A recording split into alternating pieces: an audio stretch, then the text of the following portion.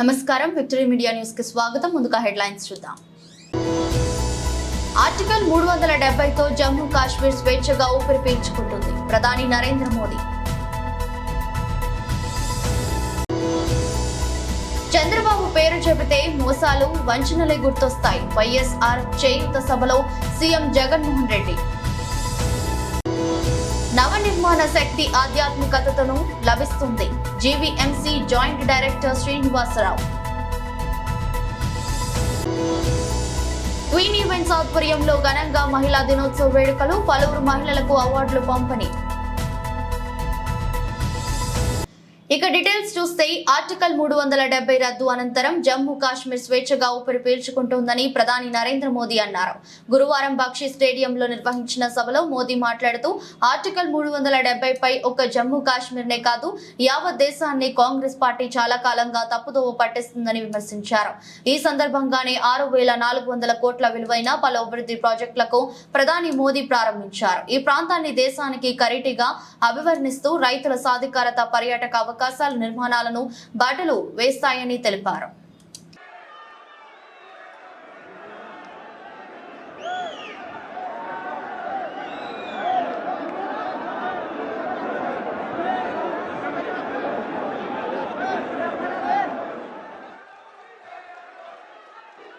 हमारी दबी हुई हसरतों को दोबारा जिंदा करने के लिए, दोबारा उभरने का मौका देने के लिए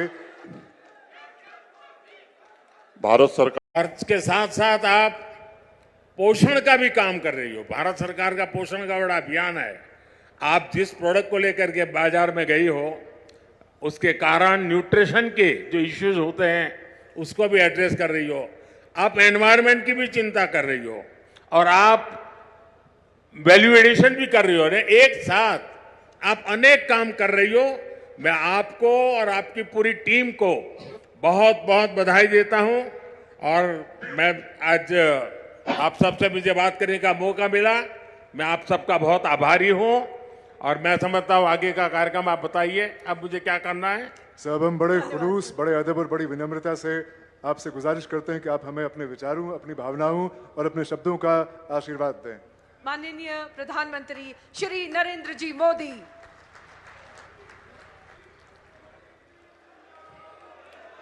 जम्मू कश्मीर के लेफ्टिनेंट गवर्नर श्रीमान मनोज सिन्हा जी,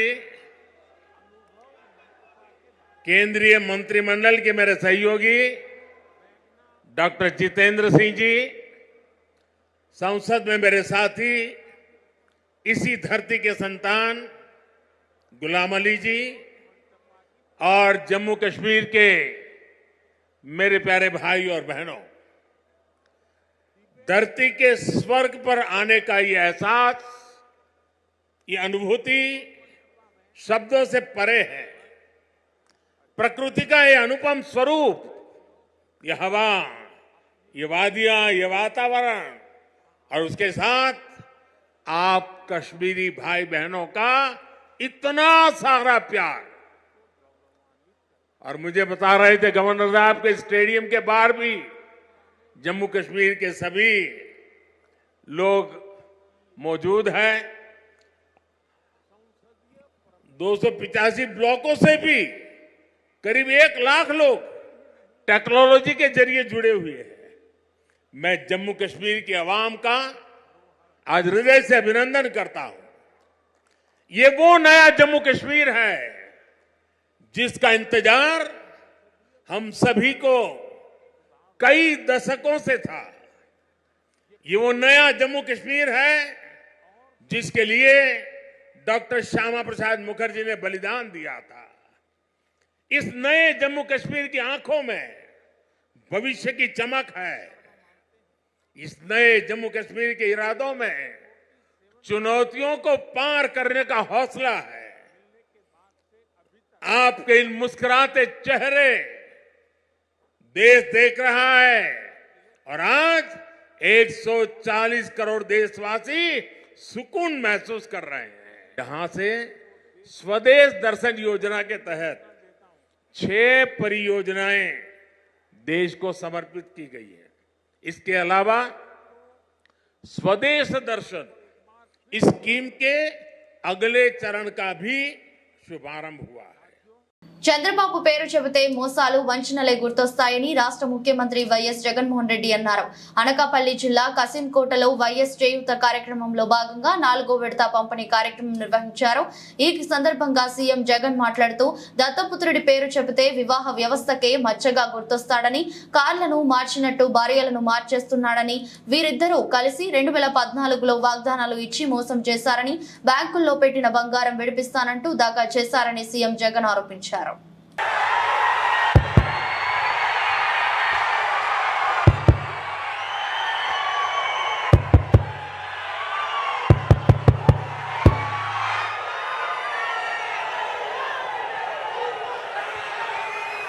ఈ చిక్కటి చిరునవ్వుల మధ్య నా అక్క చెల్లెమ్మల ప్రేమానురాగాలు, ఆప్యాయతల మధ్య ఈరోజు ఒక మంచి కార్యక్రమం జరుపుతా ఉన్నాం. ఇక్కడి నుంచి ఈ కార్యక్రమానికి ఇక్కడికి వచ్చిన నా ప్రతి అక్కకు, ప్రతి చెల్లెమ్మకు, ప్రతి అవ్వకు, ప్రతి తాతకు, ప్రతి సోదరుడికి, ప్రతి స్నేహితుడికి ముందుగా మీ జగన్ 2 చేతులు జోడించి పేరు పేరున హృదయపూర్వకంగా కృతజ్ఞత తెలుపుకుంటా ఉన్నాడు.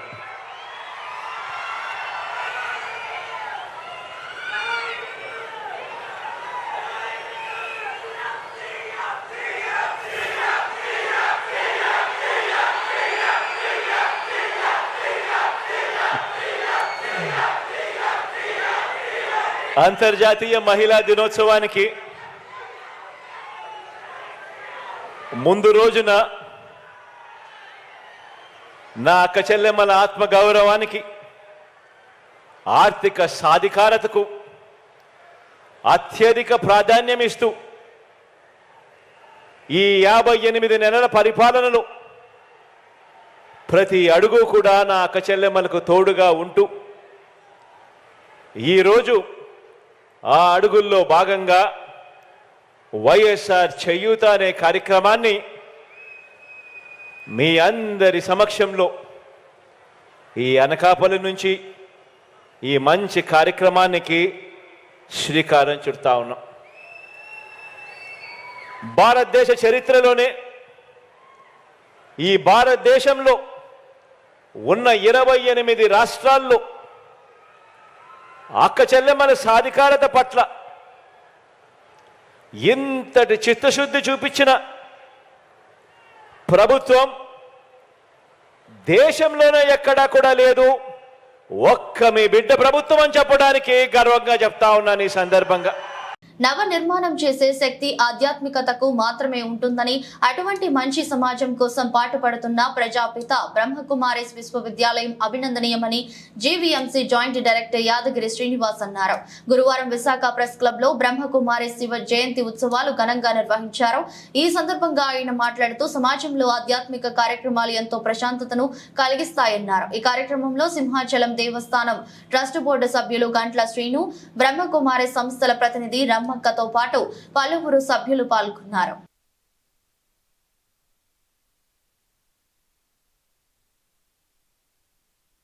నారీమణులు స్త్రీ జనోద్ధారణతో పాటు యావత్ ప్రపంచం యొక్క జనోద్ధారణ కోసం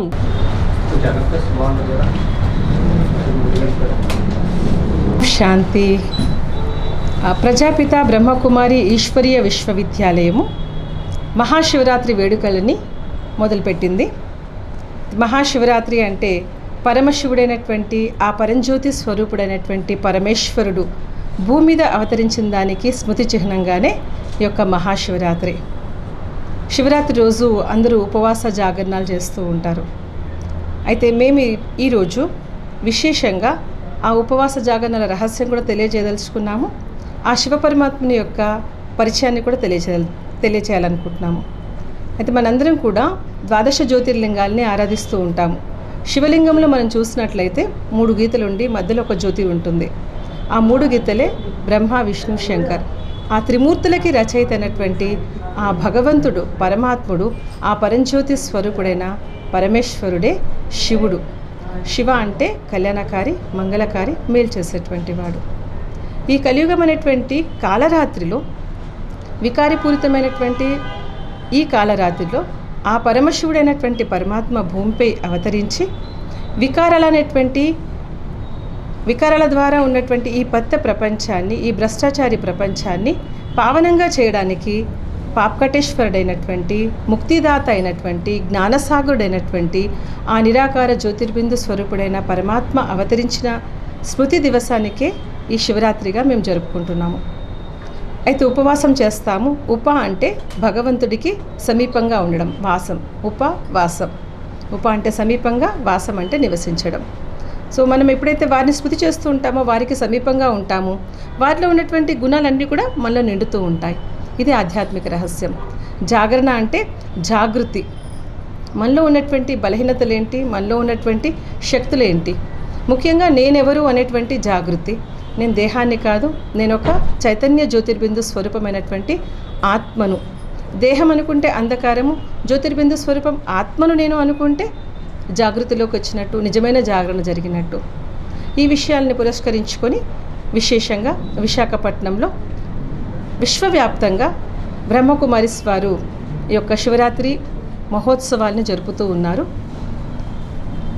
ఒక ప్రోగ్రాం అయితే విశాఖపట్నంలోని హవా మెహల్లో రేపు ఉదయం 8 గంటలకి 8వ తారీఖు, 9వ తారీఖు, 10వ తారీఖు 3 రోజులు కూడా విశాఖపట్నంలోని బీచ్ రోడ్లో ఉన్నటువంటి హవా మెహల్లో 3 రోజుల కార్యక్రమం ఉంటుంది. సో ప్రజలందరికీ కూడా 12 జ్యోతిర్లింగాలను అక్కడ ఏర్పాటు చేయడం జరుగుతుంది. ఆ 12 జ్యోతిర్లింగాల యొక్క దివ్య దర్శనం చేసుకొని శివుడితో అభిషేకం యొక్క అనుభూతిని పొందుతూ మీరందరూ కూడా మీ జీవితాలని పునీతం చేసుకోవాలని చెప్పి మేమందరం రిక్వెస్ట్ చేస్తున్నాం. భక్తకోటి జనులందరికీ కూడాను మహాశివరాత్రి శుభ సందర్భంగా ఈశ్వర్య శుభ ఆహ్వానం. బ్రహ్మకుమారిస్ వారు శాంతిపురం బ్రాంచ్ తరపు నుంచి మహాశివరాత్రి శుభ సందర్భంగా శాంతిపురం ఎల్బిఎస్ పార్కు వద్ద అన్నమాట ఈ మహాశివరాత్రి ఆధ్యాత్మిక వేడుకలు నిర్వహించడం జరుగుతుంది. తేదీలు అనమాట 7వ తేదీ ఈ రోజు నుంచి స్టార్ట్ అవుతుంది. 7, 8వ తేదీ ఉంటుంది. ఉదయం 5 గంటల నుంచి సాయంకాలం 8 గంటల వరకు కూడా ఉంటుంది. అయితే ఇందులో ప్రత్యేకమైనటువంటి ఆకర్షణ ఏంటి అంటే 12 జ్యోతిర్లింగాల యొక్క దివ్య దర్శనం ఉంటుంది. అదేవిధంగా జలోద్భవ శివలింగం అన్నమాట, ఆ యొక్క కార్యక్రమం కూడా ఉంది. మరియు ఇందులో విశేషంగా అన్ని మన యొక్క ఎన్నో మనోకామనలు ఉంటాయి. ఆ మనోకామనల్ని పూర్తి చేసేటువంటి వరదానాల రూపంలో సిద్ధింపజేసేటువంటి శివలింగం యొక్క దర్శనం కూడా ఉంటుంది. కావున 50 మంది భక్తజనులందరూ కూడా వచ్చి ఆ పరమశివుని ఆశీర్వాదాలని పొందగలరని, ఒకే స్థానంలో 12 జ్యోతిర్లింగాలని దర్శనం చేసుకోగలరని కోరుకుంటున్నాను. సోదరులందరికీ కూడా ప్రజాపిత బ్రహ్మకుమారి ఈశ్వరీయ విశ్వవిద్యాలయం నుంచి మనం ఈ సంవత్సరం మార్చి 8వ తారీఖున జరుపుకోబోతున్నటువంటి 88వ త్రిమూర్తి శివ జయంతి అనగా మహాశివరాత్రి మహోత్సవాలకు మీ అందరికీ కూడా శుభాకాంక్షలు తెలియజేస్తూ, విశాఖ నగరంలో క్వీన్ ఈవెంట్స్ ఆధ్వర్యంలో అంతర్జాతీయ మహిళా దినోత్సవ వేడుకలు గురువారం ఘనంగా నిర్వహించారు. నగరంలోని వంశీ ఫంక్షన్ హాల్లో ఏర్పాటు చేసిన ఈ కార్యక్రమంలో కార్యక్రమ నిర్వాహకురాలు ఉషారాణితో పాటు పలువురు మహిళలు పాల్గొన్నారు. ఈ సందర్భంగా పలు రంగాల్లో విశేష కృషి చేసిన మహిళలకు అతిథులు చేతుల మీదుగా అవార్డులు ప్రదానం చేశారు. మహిళలు ఎప్పుడూ వంటగదికే పరిమితం కాకుండా పలు రంగాల్లో విశేష సేవలు అందిస్తున్న కృషిని వెలికి తీసేలా ఈ అవార్డులు ప్రదానం చేసినట్టు తెలిపారు. వీరందరినీ సత్కరించుకోవడం తనకు చాలా సంతోషంగా ఉందన్నారు. ఈ సందర్భంగానే పలువురు మహిళలు చేసిన డాన్సులు, పాటల కార్యక్రమాలు అందరినీ ఎంతగానో ఆకట్టుకుంది. అందరికీ ముందుగా హ్యాపీ ఉమెన్స్ డే. నా పేరు ఉషారాణి, క్వీన్ ఈవెంట్ ఆర్గనైజర్ని. ఈరోజు ఉమెన్స్ డేని సందర్భించుకొని మేము ఈరోజు బ్రైడ్స్ ఆఫ్ ఇండియా అలానే ఉమెన్స్ డే సెలబ్రేషన్ అనేది చేసుకుంటున్నామండి. మనకి ఏంటంటే మహిళలు ఎప్పుడూ వంటగదికే పరిమితి కాకుండా అందరూ కూడా వివిధ రంగాల్లో ముందుకు వెళ్తూ సక్సెస్ సాధిస్తున్నాం. అలాంటి మహిళలందరికీ కూడా ఈరోజు అవార్డ్స్ ఇస్తూ సత్కరించుకుందామని ఈరోజు నేను ఈ ఫంక్షన్ అనేది చేయడం జరిగింది. దీనికి మాకు ఎంతగానో సహకరించిన శ్రీనిధి ప్రాపర్టీస్ వాళ్ళకి అలానే వెన్నెల వర్క్స్ వాళ్ళకి నా ప్రత్యేక కృతజ్ఞతలు జరుపుకుంటూ మా క్వీన్ ఈవెంట్స్ హెల్పింగ్ హ్యాండ్ సభ్యులందరికీ కూడా ధన్యవాదాలు తెలుపుకుంటూ వీళ్ళందరినీ సత్కరించుకోవడం నాకు ఈరోజు చాలా హ్యాపీగా ఉంది. అందరికీ once again happy women's day. నా పేరు విజయ్ స్వాతి, నేను శ్రీనిధి ఇన్ఫ్రా ప్రాజెక్ట్స్ మేనేజింగ్ డైరెక్టర్ని. సో అందరికీ ముందుగా మహిళా దినోత్సవ శుభాకాంక్షలు అండి. అండ్ ఈరోజు ఇక్కడ ఇలా పార్టిసిపేట్ చేయడం క్వీన్ ఈవెంట్స్ వాళ్ళతో ఇంతమంది ఆడవాళ్ళు ఎంటర్ప్రినర్స్ ఎంప్లాయీస్ ఇంతమంది వచ్చి వాళ్ళ సంతోషం కోసం ఇక్కడ ఇలా సెలబ్రేట్ చేసుకోవటం, అలానే రానున్న ఎంటర్ప్రినర్స్ ఆడపిల్లలకి ఎంతోమందికి కొన్ని రకాల ప్రోత్సాహాలు అందించడం నిజంగా చాలా సంతోషంగా ఉందండి. Thank you so much. Happy women's day అందరికీ. Happy women's day. నా పేరు స్వర్ణలత. శ్రావణలక్ష్మి 2023 విన్నర్ని. క్వీన్స్ ఈవెంట్ ఉషా గారు కండక్ట్ చేసిన ఉమెన్స్ డే అవార్డ్ ఫంక్షన్కి అటెండ్ అవ్వడం జరిగింది. ఈరోజు వంశీ ఫంక్షన్ హాల్లో brides of India and awards function చేస్తున్నారు. నన్ను కూడా ఇన్వైట్ చేయడం జరిగింది. ఇన్స్పిరేషనల్ ఉమెన్ అవార్డ్ని ఈరోజు నాకు ఇచ్చారు. I really feel very proud about that award. అండి, నా పేరు జాహ్నవి. నేను బ్రైడ్స్ ఆఫ్ ఇండియా 2024 విన్నర్గా నిలిచాను. అసలు నాకు ఒక డాక్టర్ అయ్యండి ఈ ఫీల్డ్ వీటి మీద ఎటువంటి పట్టు లేదు. కేవలం ఉషారాణి గారు పోయినసారి చేసిన విశాఖ క్వీన్ 2023 అందులో వాళ్ళు చేసిన గ్రూమింగ్ కానీ ట్రైనింగ్ కానీ అందులో వాళ్ళు ఇచ్చిన ఎంకరేజ్మెంట్ వాటి వల్లే నేను ఇప్పుడు విన్నర్గా నిలవడం జరిగింది. అందుకు నేను అందరికీ హ్యాపీ ఉమెన్స్ డే చెప్పు. అందరికీ హ్యాపీ ఉమెన్స్ డే అండి.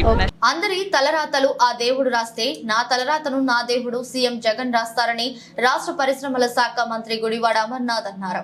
అనకాపల్లిలో నిర్వహించిన వైఎస్ఆర్ చేయూత కార్యక్రమంలో మంత్రి అమర్ మాట్లాడుతూ తనకు సీఎం జగన్ 15 నియోజకవర్గాల బాధ్యత అప్పగించారని, ఉమ్మడి విశాఖ జిల్లాలోని 15 నియోజకవర్గాల్లోని అభ్యర్థులను గెలిపించి మళ్లీ జగన్ సీఎంగా గెలవాలని తెలిపారు. దీనిలో భాగంగానే తనకు ఉమ్మడి విశాఖ డిప్యూటీ రీజనల్ కోఆర్డినేటర్ పదవిని ఇచ్చారని, తనకు పదవుల కంటే సీఎం జగన్ ఆదేశాలను పాటించడమే ప్రధాన లక్ష్యమన్నారు.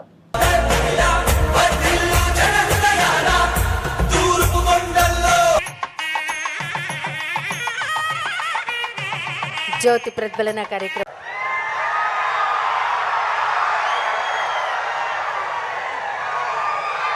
నాయకుడు రాజశేఖర్ రెడ్డి గారు పేదల కోసం ఒక అడుగు ముందుకు వేస్తానంటే నేను పేదవాడి కోసం 10 అడుగులు ముందుకు వేస్తానని చెప్పి మన అందరి ముందు నిలబడినటువంటి జన హృదయ నేత గౌరవ ముఖ్యమంత్రి శ్రీ వైఎస్ జగన్మోహన్ రెడ్డి గారికి,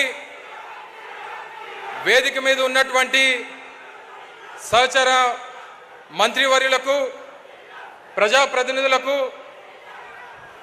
వేదిక మీద ఉన్నటువంటి గౌరవ నాయకులకు పెద్ద ఎత్తున ఈరోజు జగన్మోహన్ రెడ్డి గారికి ఆశీర్వదించడానికి విచ్చేసినటువంటి అనకాపల్లి నియోజకవర్గం, అనకాపల్లి జిల్లా నుంచి పెద్ద ఎత్తున విచ్చేసినటువంటి ప్రజానికానికి అందరికీ కూడా హృదయపూర్వకంగా నమస్కారాలు తెలియజేసుకుంటా ఉన్నా. ప్రతిష్టాత్మకమైనటువంటి వైఎస్ఆర్ చేయూత కార్యక్రమం 4 విడతల్లో 75,000 రూపాయలు రాష్ట్రంలో ఉన్నటువంటి ఎస్సీ, ఎస్టీ, బీసీ మైనారిటీలకు, 40 సంవత్సరాల నుంచి 60 సంవత్సరాల లోపు ఉన్నటువంటి మహిళలకు చేయూతనిస్తానని చెప్పి ఎన్నికల ముందు ఇచ్చినటువంటి హామీని ఇప్పటికే 3 విడతలు పూర్తి చేసి ఆఖరి విడతగా 18,750 రూపాయలు మన అనకాపల్లి నియోజకవర్గ సాక్షిగా ఈ రాష్ట్రంలో దాదాపు 27 లక్షల మంది మహిళలకు అందిస్తున్నటువంటి కార్యక్రమానికి గౌరవ ముఖ్యమంత్రి గారు విచ్చేశారు. ఒక్క వైఎస్ఆర్ చేయూత కార్యక్రమమే కాదు, ఈ రాష్ట్రంలో పెద్ద ఎత్తున అనేక సంక్షేమ కార్యక్రమాల్ని జగనన్న అమ్మఒడి కానివ్వండి, రైతు భరోసా కానివ్వండి, వైఎస్ఆర్ ఆసరా కానివ్వండి. విశాఖ దక్షిణ నియోజకవర్గంలోని 36వ వార్డులో రంగురీచు విధిలో పలు అభివృద్ధి కార్యక్రమాలకు శ్రీకారం చుట్టారు ward corporator Masipogu Mary Johns. ఈ సందర్భంగా కార్పొరేటర్ మేరీ జోన్స్ మాట్లాడుతూ, అధ్యక్షుడు మాసిపోగు రాజులు మాట్లాడుతూ జీవీఎంసీ నిధుల ద్వారా వార్డులోని అభివృద్ధి పనులు చేపడుతున్నామని, త్వరలోనే మరింత సుందరంగా వార్డు అభివృద్ధి చేసేందుకు అన్ని చర్యలు తీసుకుంటున్నట్లు తెలిపారు. సామాజిక భవనాలు, డ్రైన్లు, ఇతర సదుపాయాలు సైతం కల్పిస్తామన్నారు. ఈ కార్యక్రమంలో వార్డు నాయకులు సుధాకర్ తో పాటు పలువురు నాయకులు, కార్యకర్తలు పాల్గొన్నారు. నమస్కారం అండి. ఈరోజు 36వ వార్డులో ఉన్న మా గాంధీపేటలో వార్డ్ డెవలప్మెంట్ ప్రోగ్రాం భాగంగా ఈరోజు గాంధీపేటలో ఉన్న సీసీ రోడ్స్ కానివ్వండి, ఈ కమ్యూనిటీ హాల్ కానివ్వండి శాంక్షన్ చేయటం జరిగింది.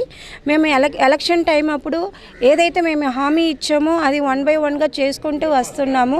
ఈ ఒక రోడ్ శాంక్షన్కిను కమ్యూనిటీ హాల్కిను మాకు హెల్ప్ చేసిన హానరబుల్ మేయర్ గారికిను ఎమ్మెల్యే గారికిను థ్యాంక్స్ తెలియజేస్తున్నాను. ఈ కమ్యూనిటీ హాల్ మెయిన్గా లేడీస్కి చాలా యూస్ఫుల్గా ఉంటుంది. వాళ్ళ కోరిక మీదకి ఇక్కడ ఒక కమ్యూనిటీ హాల్ కట్టి వాళ్ళకి ఇవ్వటం జరుగుతుంది. ఈ అవకాశం ఇచ్చిన మీ లేడీస్ అందరికీ కూడా నా ఒక థ్యాంక్ యూ తెలియజేస్తున్నాను. ఏదైతే వార్డు అభివృద్ధిలో భాగంగా గాంధీపేట ప్రజలకు అక్క చెల్లెమ్మలకు ఇచ్చిన హామీ ప్రకారం ఎన్నికలో ఇచ్చిన హామీ ప్రకారం ఇక్కడ G+1 అంటే 2 ఫ్లోర్లు కట్టడం జరుగుతుంది కమ్యూనిటీ హాల్. ఇప్పటికైతే మాత్రం 19,50,000 రూపాయలు పెట్టి శాంక్షన్ చేయించారు గౌరవ కార్పొరేటర్ గారు. అదేవిధంగా ఇక్కడ ఎప్పటి నుంచి ఇబ్బంది పడుతున్నారో ఈ రోడ్స్ కోసం, ఈ రోడ్స్ కూడా సీసీ రోడ్స్, డ్రైన్స్ ఏదైతే మనకు అందుబాటులో ఉందో అందుబాటులో ఉన్న వరకు మాత్రం సీసీ రోడ్స్, డ్రైన్స్ వేయటం జరుగుతుంది. అదొక 12 లక్షలు శాంక్షన్ చేయడం జరిగింది. ఇది ఈరోజు మార్చి 7వ తారీఖు, జూన్ 7వ తారీఖులో నేను తీసుకొచ్చి ప్రజలకు, మహిళలు, మా అక్క చెల్లెమ్మలు అందరూ కూడా హ్యాండ్ ఓవర్ చేస్తానని చెప్పేసి ఈ మీడియా ముఖ్యంగా తెలియజేస్తున్నాను. మాచిపోగు రాజు, 32 వార్డు ప్లేస్. విశాఖ దక్షిణ నియోజకవర్గంలోని 35 వార్డులో దుర్గాలమ్మ అమ్మవారి జాతరతో పాటు మహిళా దినోత్సవాన్ని పురస్కరించుకుని సంఘ సేవకులు, మాజీ బ్రాహ్మణ కార్పొరేషన్ చైర్మన్ సీతంరాజు సుధాకర్ ఆధ్వర్యంలో వార్డులోని మహిళలకు చీరలు పంపిణీ చేస్తున్నట్లు వార్డు కార్పొరేటర్ విల్లూరి భాస్కర్ రావు తెలిపారు. ఈ సందర్భంగానే గురువారం వార్డులోని మహిళలకు చీరలు పంపిణీ చేశారు. అనంతరం ఆయన మీడియాతో మాట్లాడుతూ మహాశివరాత్రి సందర్భంగా దుర్గాలమ్మ అమ్మవారి పండుగ నిర్వహిస్తున్న నేపథ్యంలో అమ్మవారికి సమర్పించే విధంగా సీతంరాజు సుధాకర్ చీరల పంపిణీ కార్యక్రమం చేపట్టారు. సంతోషకర విషయమన్నారు. ఈ కార్యక్రమంలో పలువురు వైసీపీ నాయకులు, కార్యకర్తలు, మహిళలు పాల్గొన్నారు.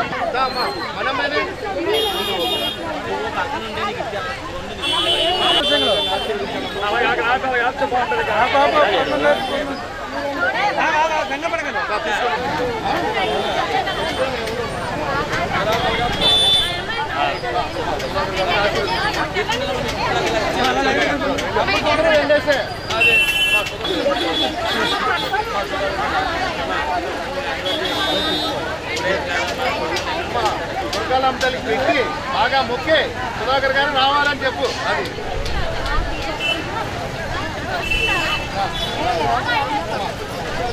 సుధాకర్ గారిని హలో, సుధాకర్ గారిని అమ్మవారికి మొక్కు పెట్టండి. సుధాకర్ బాబు వెళ్ళాలని చెప్పండి. సుధాకర్ గారిని సుధాకర్ బాబు సీట్ రావాలని మొక్కుకోండి, ఆయన వెళ్ళాలని మొక్కుకోండి.